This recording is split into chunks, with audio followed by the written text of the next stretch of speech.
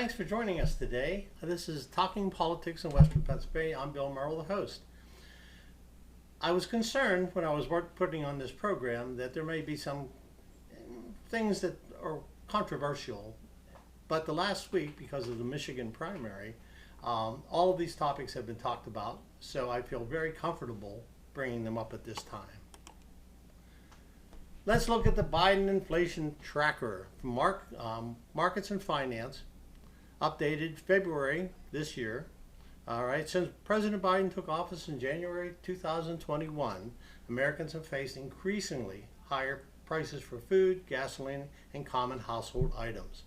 And while prices have been going up, wages have been going down realistically, placing additional stress on the family finances. And as you see, there's 4 topics there. Real disposable income has actually gone down 7.5%. Home ownership affordability has gone down over 36%. Monthly savings is down almost 80%. But credit card debt has gone up almost 39%.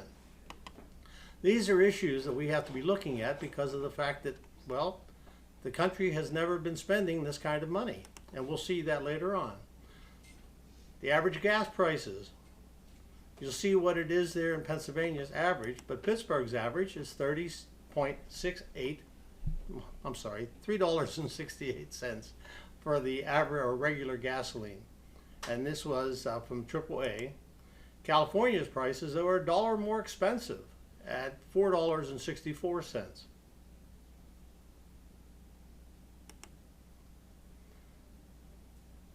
Let's set the record straight on Bidenomics. Nearly 72% of all jobs gained since 2021 were simple jobs that were being recovered from the pandemic. And as you see, this came from the Budget Committee. These are not new job creations, no matter how many times people try to tell you, or the media tries to tell you, and we'll talk about them a little bit later too. In fact, when looking at today's economy compared to pre-pandemic levels, employment is only up by 3.7, not the 13 million that they keep bragging about. On the other hand, in his first 2.5 years, job creation under President Trump was 5 million. 1.3 million more jobs under the current president in the same time frame after factoring in the recovery from the pandemic. Once again, these are not my, and to let everybody know, I verify the things 3 times with 3 different organizations, and I picked the one that in fact is the leader in those subjects. The real growth in jobs. This graph really does tell a story. And you know, the pandemic happened in 2000, and the jobs, everybody was told to stay home. So the jobs stopped going. And then all of a sudden, and the road to recovery, you see there, took a long time. And here we are in 2023, and we're still not at the level that would have been based on the history of the past. Once again, claim versus reality. President Biden proved that a strong recovery and support of households brings more people into the workforce. A higher share of working age Americans are in the workforce now than at any time in more than 20 years, and higher than any day of prior administration. That was the claim. The reality is the labor force participation was stronger under President Trump. And by the way, for you folks who may wonder, I am not a Republican, okay? I'm an independent, so this is not trying to go one way or another. The labor force participation remains 0.7%, lower under Biden than it was under President Trump whenever he was in office. When adjusting for population gains, nearly 2 million more Americans are on the sidelines today than they were during the previous administration.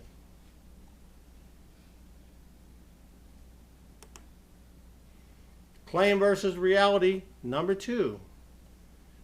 The Biden claim, under President Biden, American families are better off than before the pandemic. Americans have more net worth and higher inflation-adjusted disposable incomes than the lower uninsured rate. Wages are not keeping up under the Biden's inflation crisis. The real wages are down over 5% since the president entered the Oval Office. Since President Biden took office, the average worker has lost over $4,900 in real wages. Claim versus reality number 3. The White House is working to bring down the cost of living, including by lowering drug prices. Inflation has come down 11 months in a row. The fact check. Inflation is still high, causing economic pain. Americans are still feeling the sting of this inflation crisis. Prices are up 15.5% under Biden. Inflation remains over 3 times higher than just a couple years ago. You know, whenever they talk about inflation going down, and you hear it almost every day on the news, they talk about the rate going down from a high. So it's not like it's going down from here, going down.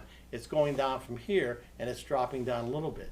So the average family of 4 is paying $13,717 per year, or $1,143 per month, to purchase the same goods and services as in January 2021. You wonder where your savings account's going. You wonder why your checkbook's not lasting as long. Well, that's good reason. Now, here's something that everybody should be paying attention to, especially with the problem that we're having now with Congress. Congress, part of it wants to pass billions of dollars to different organizations, and that's Ukraine and Israel, and a minuscule amount for the border. Powell, Federal Reserve Chairman Powell, said the U.S. is on an unsustainable fiscal path. In the 60 Minutes interview with Scott Paley, released Sunday, the U.S. federal government is on an unsustainable fiscal path, and that just means that the debt is growing faster than the economy. So it is unsustainable. I don't think that's at all controversial, Powell said, when asked if the national debt is a danger to the economy. The U.S. national debt topped $34 trillion for the first time ever in early January, just 3 months after it surpassed $33 trillion, according to the data released by the U.S. Treasury. And once again, this was, as you see there by the date, on February the 4th, 2024. The U.S. debt credit ratings downgraded only the second time in the nation's history. The Fitch downgraded this administration. The key drivers of the rating downgrade of the United States reflects the expected fiscal deterioration over the next 3 years. A high and growing general government debt burden and the erosion of the governance relative to AAA and AA ratings. 2011 was the second time that we lost, or the first time actually, that we lost our rating, and that was under the Obama administration. Standard & Poor's lowered its U.S. credit rating from a AAA to a AA+. S&P described its rationale in a research update announcing the downgrade. We lowered our long-term rating on the U.S. because we believe that the prolonged controversy over raising the statutory debt ceiling and the related fiscal policy debate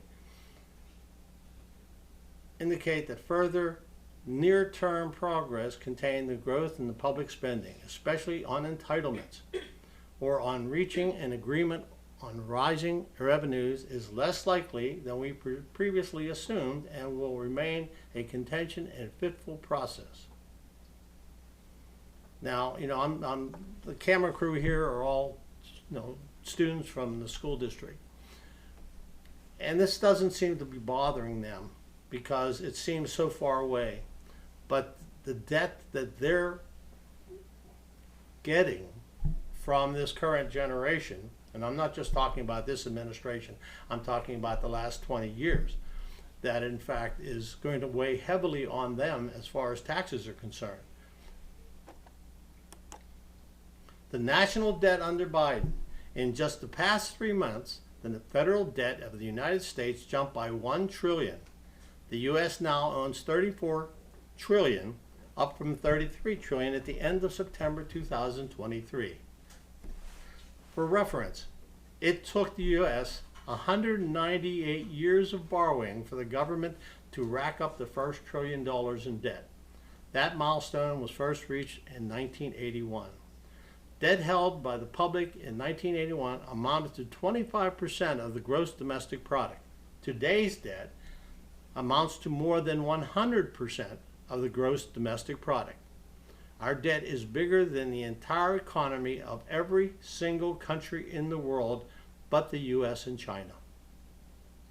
Nothing compared to the 6.25 trillion jump in debt during Biden's first 3 years.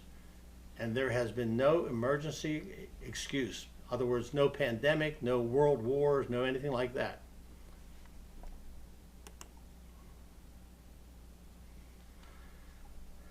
New jobs report. Full-time jobs disappear as fewer Americans find work.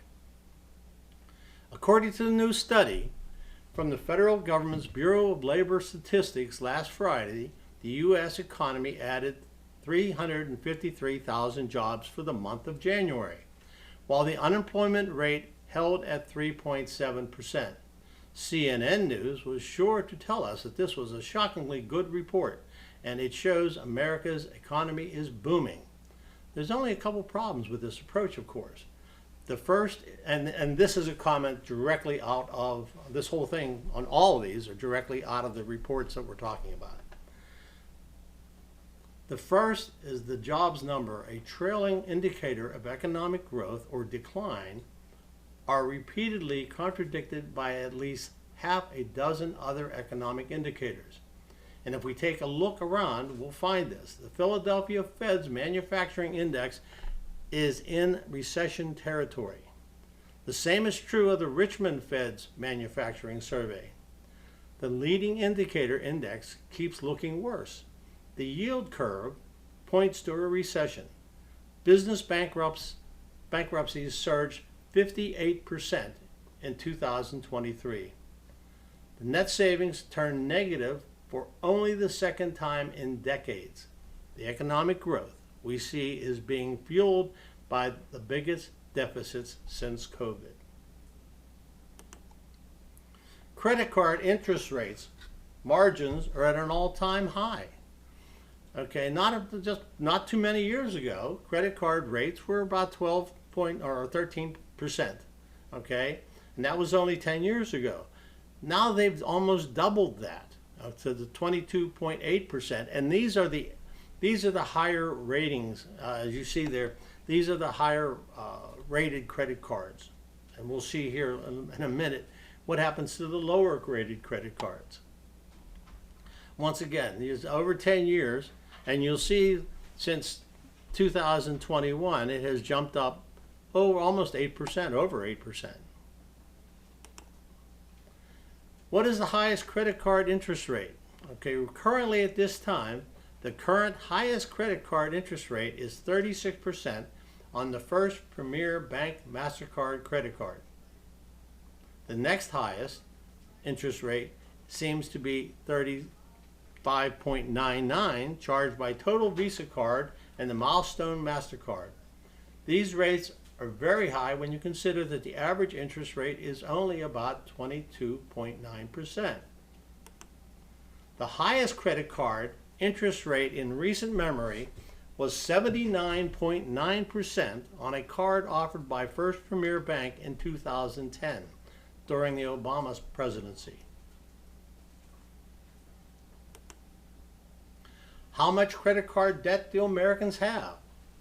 According to the Lending Tree, this month, actually just a few days ago, Americans' total credit card balance is $1.129 trillion in the fourth quarter of 2023.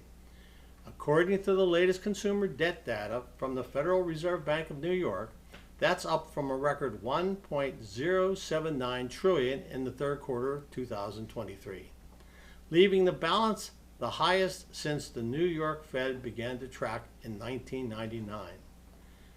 Credit card holders in New Jersey have the highest average credit card debt of any state, $8,909. According to LendingTree's data, while those in Mississippi have the lowest, $4,956, Pennsylvania is ranked at 23rd, carries a balance of $7,059.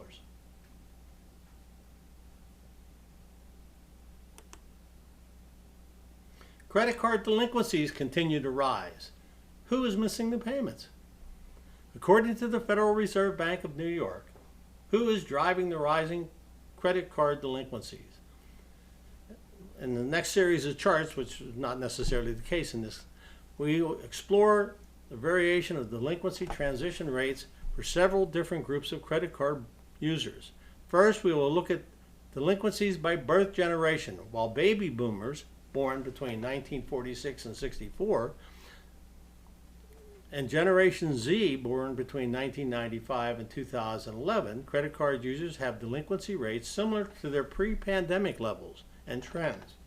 Millennials born between 1980 and 1994, credit card users began exceeding pre-pandemic delinquency levels in the middle of last year and now have a transition rate 0.04% higher than in the third quarter of 2019.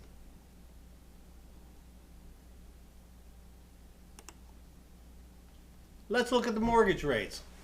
Thanks to Rocket Mortgage, 1970s to 71, rates were in the 7.5 range, and they moved up steadily until they were at 10.03 in 74, before climbing to almost 13% in 1979 during the Carter administration.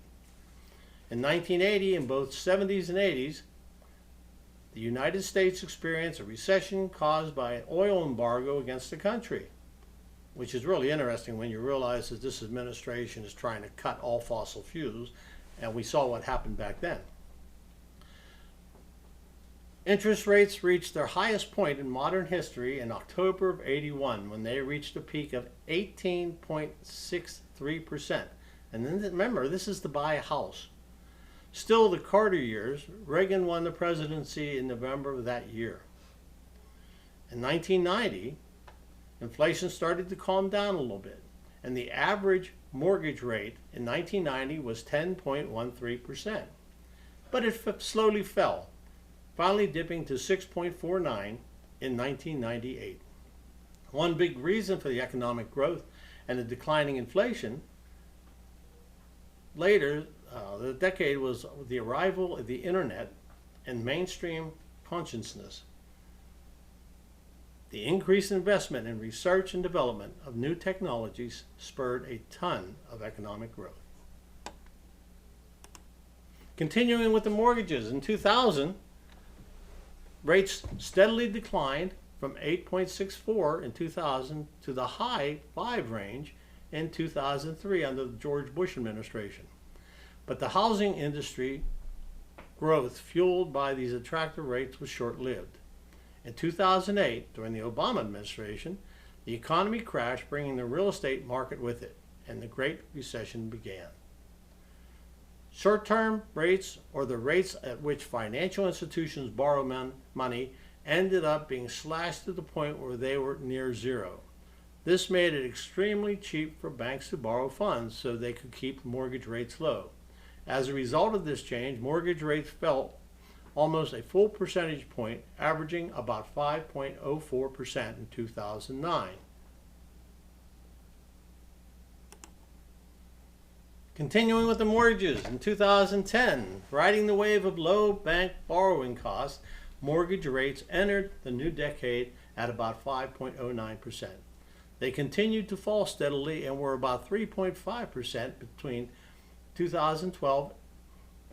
In 2012. In 2013, rates rose to 3.94% on an average, due in large part to the bond market, which panicked when the Federal Reserve announced plans to stop buying as many bonds.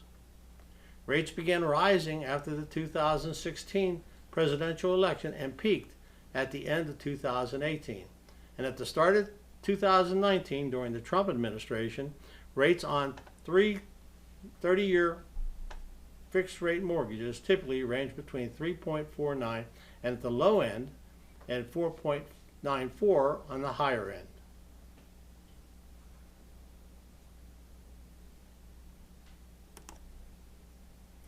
(2020 to 2023) rates declined 2019. When January 2020 came around, the average rate for a 30-year mortgage was about 3.7%.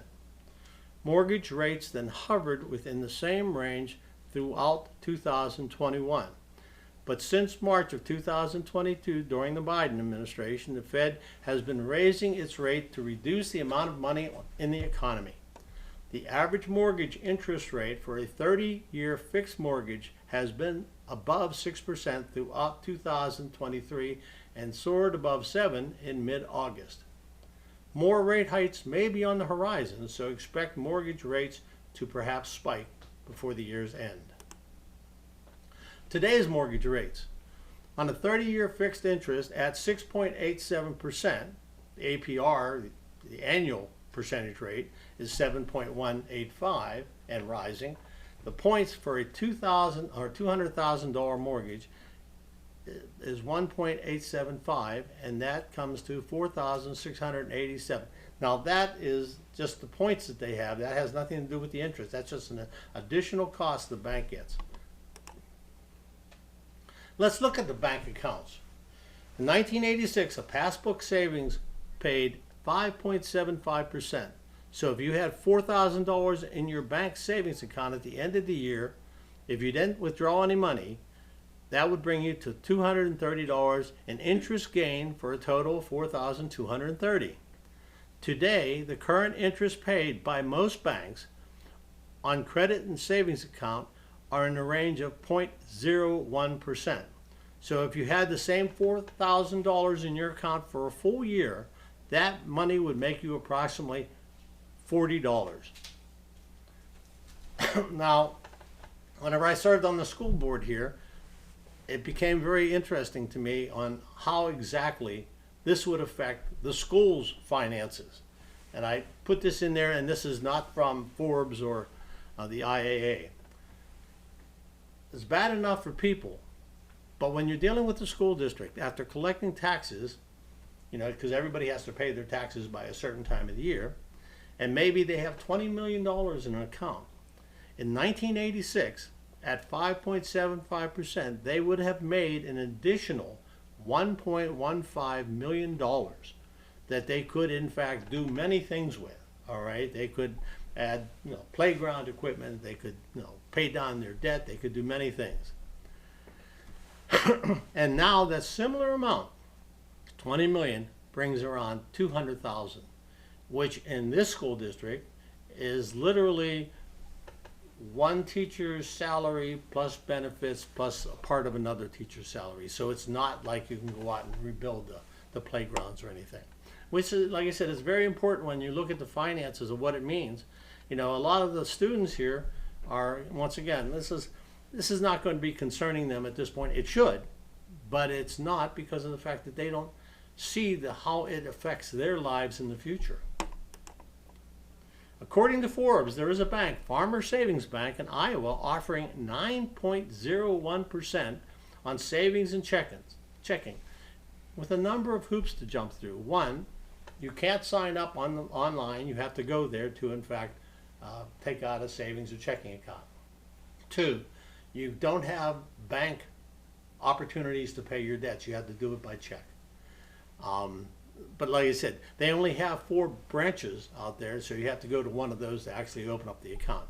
But 9.01% as versus 0.01%, it's almost worth the travel. Let's look at Obamacare, all right? The promises made. In a speech after the campaign trail, Obama promised to insure the uninsured with private coverage, bring down health care with savings of $2,500 a year for every American family, give people with inadequate insurance better insurance, but let them who like their coverage keep their doctor and keep their plan, and end discrimination against people with pre-existing conditions. And this is all according to Forbes, so that's not like something that I came up with. Okay, this is part 2. Almost all of the increases in health insurance coverage under Obamacare is actually increased enrollment in Medicaid. So a lot of the states are bearing the cost, which was never mentioned whenever this was pushed. Because Medicaid pays the lowest rates to providers, many doctors won't see Medicaid patients. So if you got this super insurance, guess what? You didn't have anybody that you could deal with, and no doctors were going to take you as a patient because they received, and it was a substantial decrease, like 50%. So if your visit bought them $100, now all of a sudden your visit got them $50, but they still had their office staff to pay for, they had their equipment to pay for, they had the building and everything else. That was all the same or higher, but now you're getting less money for it. So that's why a lot of these doctors decided not to take these patients. The influx of mainly healthy people into the Medicaid rules, drawing higher federal matching rate, has apparently siphoned money away from development disabled children on a state Medicaid waiting list. Thousands of these children die every year. With proper care, many might have survived. And once again, that's a Forbes statement, not mine. We're going to start into this next slide, and then we're going to take a break. Obamacare subsidies spent to encourage enrollment. We spend about $2,500 subsidy every year for every newly insured individual, or $100,000 for a family of 4. That's you and me paying our taxes to the federal government and them spending this money elsewhere. Okay? So once again, when you're looking at this, what's affordable in this? Nothing. All right? And people who supported this program, as you'll see here in a minute, start to realize that there is an issue here that we ought to be paying attention to. Okay, we're going to go ahead and take a break here before I get into this next paragraph. But like I said, a lot of these things are troubling in so many levels because of the fact that, like I said, we spent 100+ years coming up to the first $1 trillion in debt, and we spent 3 months getting to $1 trillion in debt. We'll see you on the other side of the commercial. Thank you.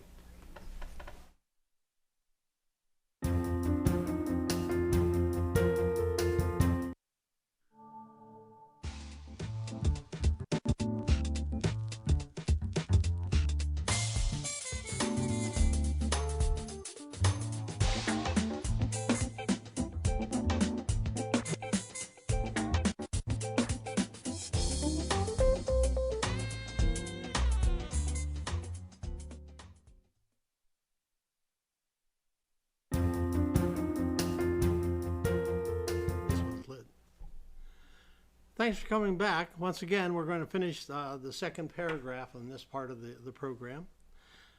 This is under Obamacare, promises made, promises broken. Making insurance unaffordable. Once again, these aren't my words, these are Forbes. Between 2013 and 2019, premiums in the individual market more than doubled and deductibles skyrocketed. Combining the average premium with the average deductible, last year a family of 4 not receiving a subsidy had to pay $25,000 out of pocket before receiving any benefits from their health plan. Under the law, employers are required to offer Obama-rich coverage and charge their employees no more than 9.6% of the employee's annual salary.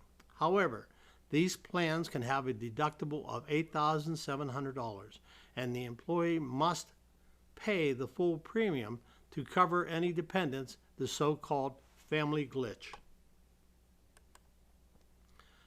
How much does Obamacare cost in 2024? And this is from Forbes and the Marketplace. How much is Obamacare per month? The average Obamacare plan costs $469 per month for a 40-year-old individual, $937 for a couple age 40, $1,214 a month for a 40-year-old couple with one child, $1,491 for a 40-year-old couple with two children. Get a catastrophic health insurance plan if you qualify. These plans also have high out-of-pocket costs if you need care. Catastrophic health insurance plans have deductibles of up to $8,700 for single coverage, or $17,400 for a family. Now, when you add this to the cost of the program to begin with every month, once again going back to almost 9% of the salary of the person per year, so if they're making $40,000, that's $4,000 plus the $17,400. So, like I said, where this program came to be affordable is still unknown. Congress created new subsidies for families above 400% of the federal poverty line or level in the American Rescue Plan. Not only are these subsidies regressive, they are also very wasteful, since they go mainly to people who are already insured elsewhere.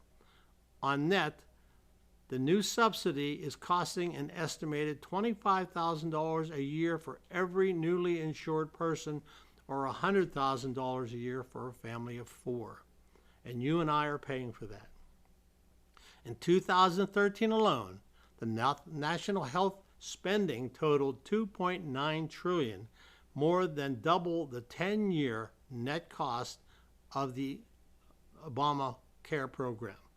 By the way, the original Obamacare did not include payments for doctors, which I find obscene because this is a medical program. Obamacare has doubled the cost of individual health insurance, and this is from the Heritage Foundation. The national average monthly premium paid in the individual market in 2013 was $244, while in 2019 it was $558, more than doubling, a 129% increase from 2013 to 2019.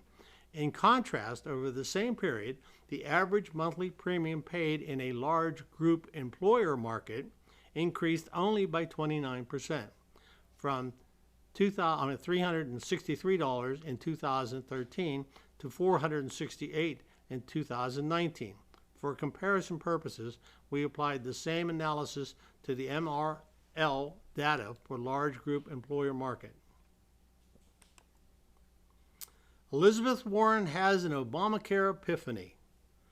Senator Elizabeth Warren, Democrat of Massachusetts, is longstanding acknowledging that Obamacare has increased health care prices and created other unintentional consequences, according to the Wall Street Journal. Warren, who has long supported the Affordable Care Act, the official name for Obamacare, has recently come to an epiphany about the industry consolidation and price increases caused by health care law, per the Journal. What they found is that many of these organizations own the drug companies, who sells the drugs, the pharmacies, the hospitals, and so they can raise their prices along any part of this, which raises this all up. Now we're going to take a look at student loans, okay? And this was the Education Data Initiative, last dated, and this was in 2023. Pennsylvanians are more likely to have unpaid student loans. $64.5 billion in student loan debts belong to state residents. $35,385 is the average student loan debt.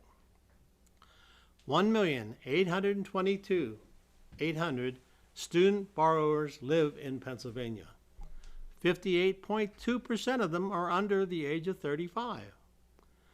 14% of residents have student loan debt.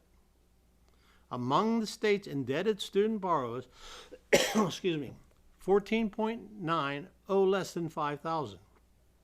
24 owe between $20,000 and $40,000. The average $28,284, and 2% owe more than $200,000. Now, you would think most of those above $200,000 were either in the legal or medical profession. Student loan default statistics. 25% of borrowers default within their first 5 years of repayment. 15.6% of student borrowers who attended a private or for-profit college defaulted within 3 years. At age 30, roughly 10% of bachelor degree holders have defaulted on their student loans, whereas over 20% of associate degree holders have defaulted on their student loans. Student borrowers who attended private 2-year and less than 2-year institutions are the most likely to default on their educational loans. Arts and humanities majors who attended non-selective schools are the most likely to default on their student loans. I bring this up because all of the programs, the billions of dollars that this administration is buying these loans, it's pitiful because they're defaulting on them. And in fact, you and I, as taxpayers, are paying their debt, which shouldn't be. I'm never paying back my student loans, and here's why. Just 60% of the people with federal education loans with payments due in October paid their bills by mid-November. U.S. Department of Education data published this month. Biden's student loan bailout will cost the average taxpayer $3,526. In Pennsylvania, our taxpayers will spend $3,849 for these same benefits.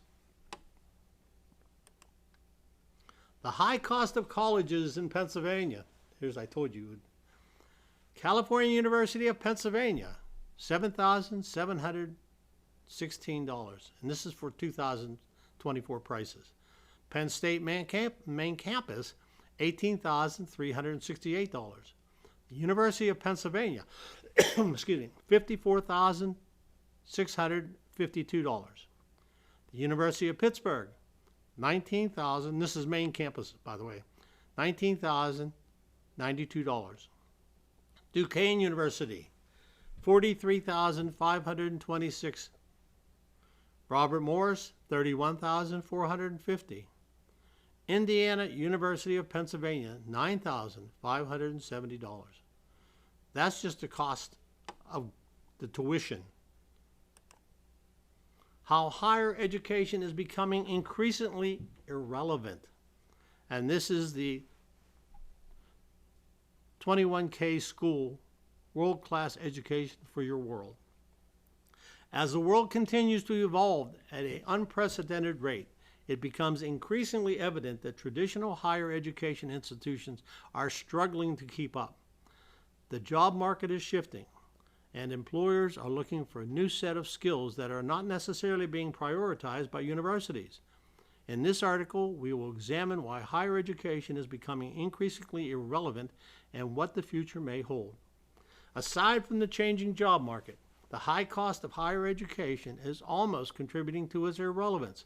According to a report by the College Board, the average cost of attending a private 4-year university in the U.S. is over $34,000 per year. This cost includes tuition, fees, room and board, and other expenses.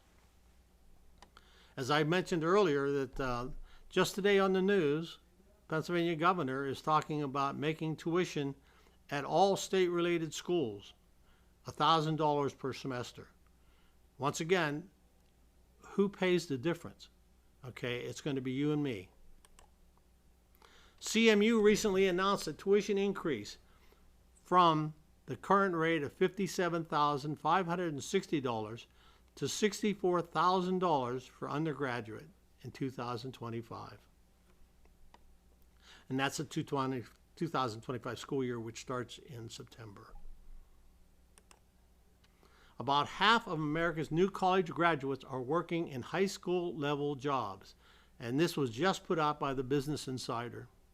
Nearly half of new college graduates in the U.S. are working high school level jobs per new research.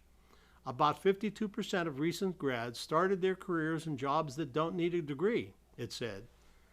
Most of these underemployed graduates work in food service, construction, and office administration. The vast majority of underemployed graduates, 88% of them, are working high school level jobs such as office support, food service, and retail within 5 years of their graduation, per the report, by the data research firms Burning Glass Institute and the Strata Education Foundation. A comparison of some job salaries, and this is from Faraday and the National Education Association. The median plumber salary is $59,880. The salary of a plumber varies with experience and typical ranges from $36,700 to $59,880 as mentioned. The medium salary is $55,160 or $26.52 per hour. The top 10% annual salary is $97,170 or $46.72 per hour. The NEA's 2023 review quantifies teacher salaries, education support professional pay, and student spending in each state. Teachers earn 25% more on average in states with collective bargaining, and school staff earn 15% more. In addition, higher education faculty in unions earn about $4,000 more than non-union faculty in the same states. This is something, as a teacher, I earned a very good salary. I can't complain about it at all. But my stepdaughter taught in Florida. And my first year teaching, I was making more than she was making after 27 years in Florida. So when you talk about average here, you really have to see this humongous span. Once again, $42,844 is the average starting teacher salary. This is nationwide. This is not just Pennsylvania. And 2.5 increase from the year prior.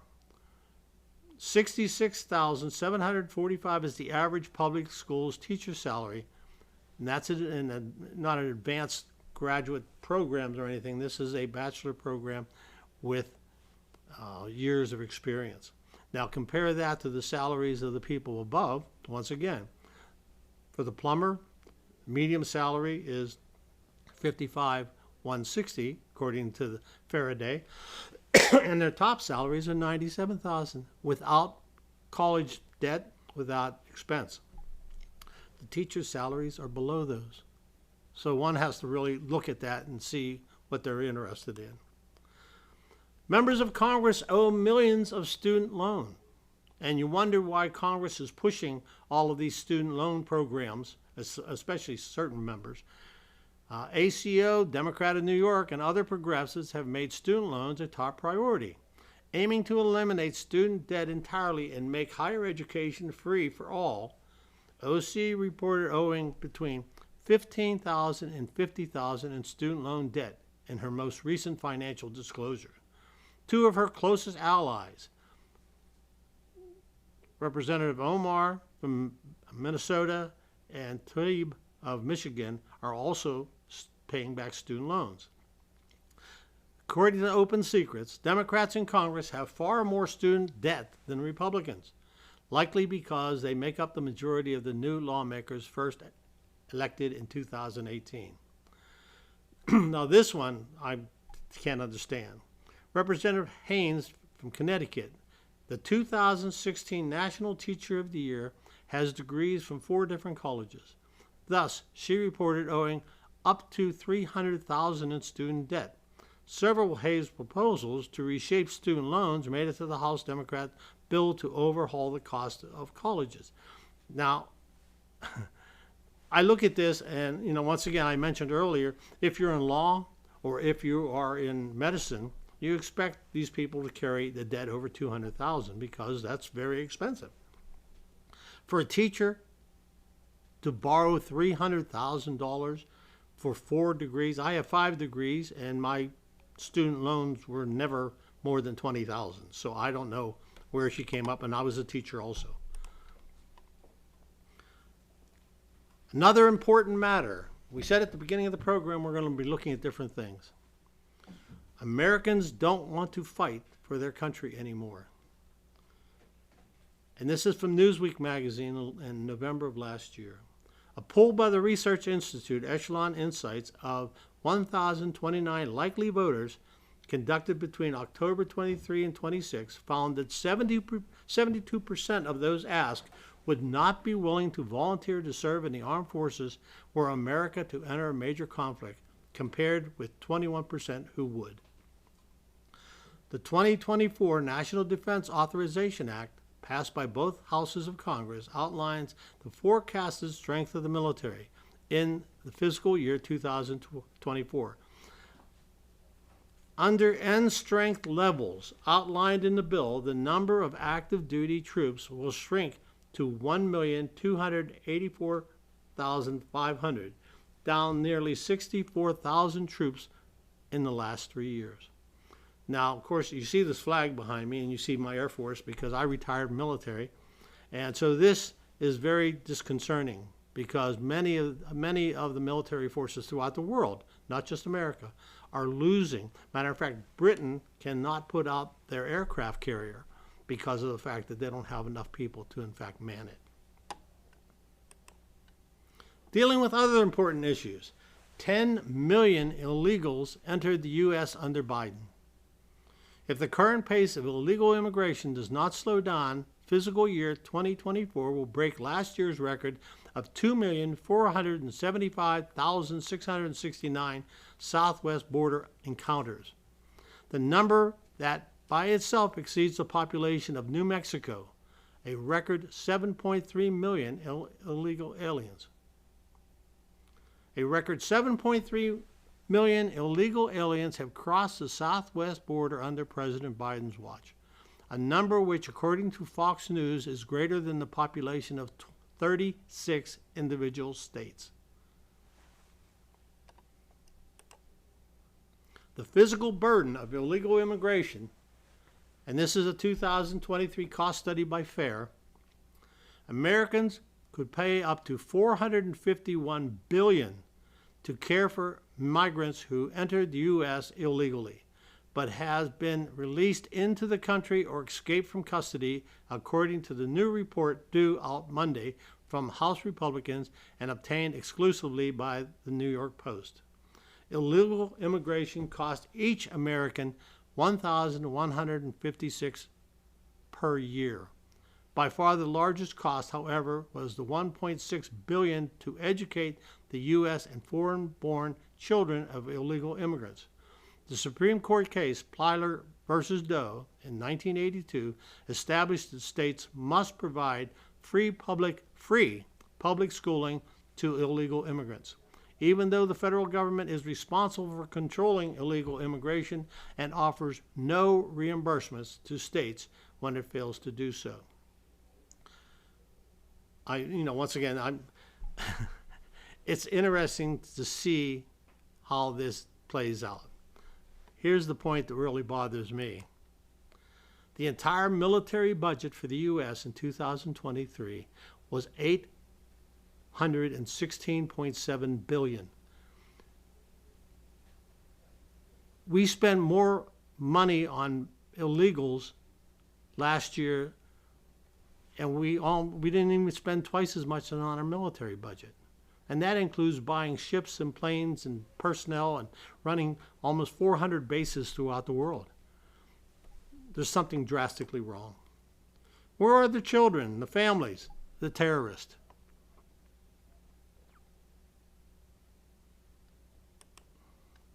More migrant on terrorism watch list crossed the U.S. border. This is according to the New York Times. From October last year to this September, officials at the southern border arrested 169 people whose names match those on the watch list, compared to 98 during the previous fiscal year and 15 in 2021. According to government data, but that is a minuscule fraction of the total number of migrants who were apprehended at the border over the past year, more than 2 million. The increase appears to reflect at least two factors: a surge in illegal crossings and the number of people arriving from a wider variety of countries than those previous years. Mark Green, a Republican out of Tennessee and the chairman of the House Committee on Homeland Security, commented, "Why would these individuals who who under the previous president only 11 attempted to cross and were caught, suddenly feel they could try and succeed. During the 2017 to 2019 fiscal year under President Donald Trump, a total of 11 migrants on the watch list were arrested at the southern border. And by the way, I'm sure you heard the news about that young nurse out in Georgia who got killed by an illegal. Just as terrible situation in Virginia, that a young girl was accosted by an illegal. I mean, like I said, the police in New York City that in fact were attacked, and then the district attorney let them go without paying a fine or anything. And now all of a sudden he had a change of heart, and now they're trying to arrest those people that attacked those two policemen. Like I said, we have a problem in this country, and it better be faced up to real soon. How large of an increase in Chinese citizens coming over the border? In 2023, almost 38,000 Chinese citizens were encountered by authorities at the southwest U.S. border, 54 times more than in the 689 in 2021. Conservative commentator Rachel Campos Duffy alluded to the increase during the February 7, 2004 podcast with her husband, a former congressman from Wisconsin. The Associated Press reported that the same 3 year of COVID-19 lockdowns and restrictions left many Chinese unemployed, and many are disillusioned with Communist Party crackdowns on free speech and religion. The Chinese typically fly to Uruguay, where they don't need a visa, then pay smugglers to guide them through the jungle between Colombia and Panama. U.S. experts warn artificial intelligence likely to kill off jobs. ChatGPT is just the latest technology to fuel worries that will wipe out jobs, millions of people, whether advertising copywriters, Wall Street traders, salespeople.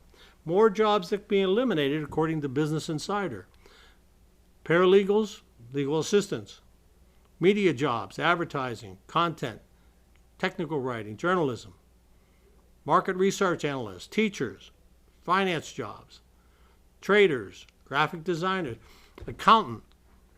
I also read where and certain engineers won't be needed anymore because AI will be able to deal with drawings.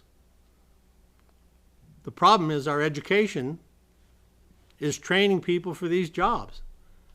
So people are wasting money because in a few years they may not have a job because technology. When you think we have independent news, think again. There are 1,500 newspapers, 1,100 magazines, 9,000 radio stations, 1,500 TV stations, 2,400 publishers, owned by 6 corporations.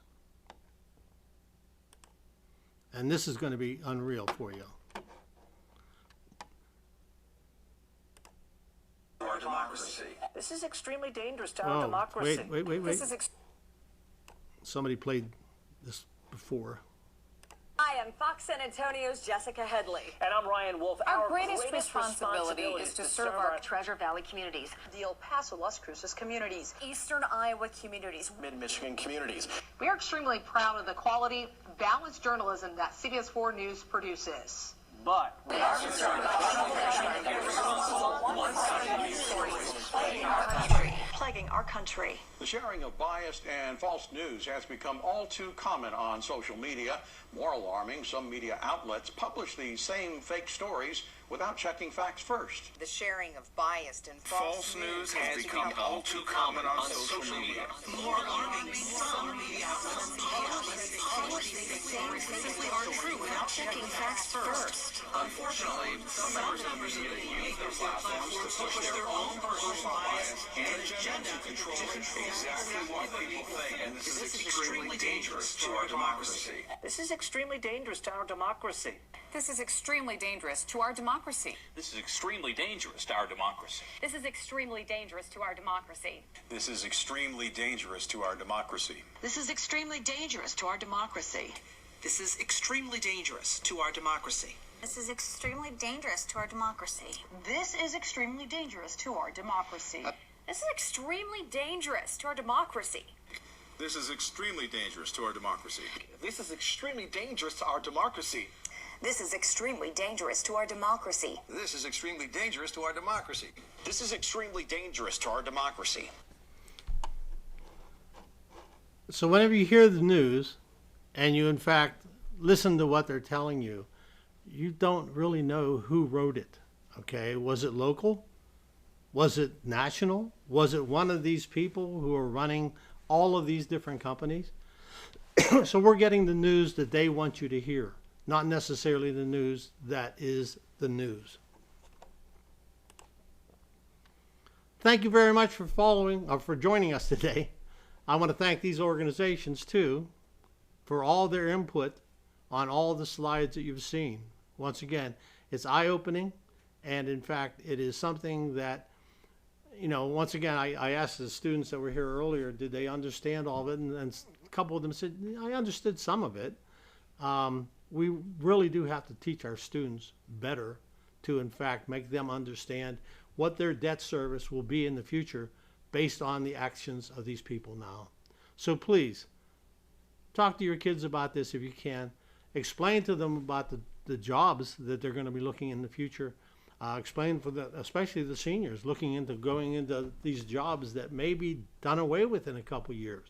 You know, you're going to spend thousands and thousands of dollars sending them to universities to, in fact, learn jobs that are going to be out of date in 2 to 3, 4 years. So please, talk to your students about it. Try to make them understand, and in fact, have a wonderful day. Thank you.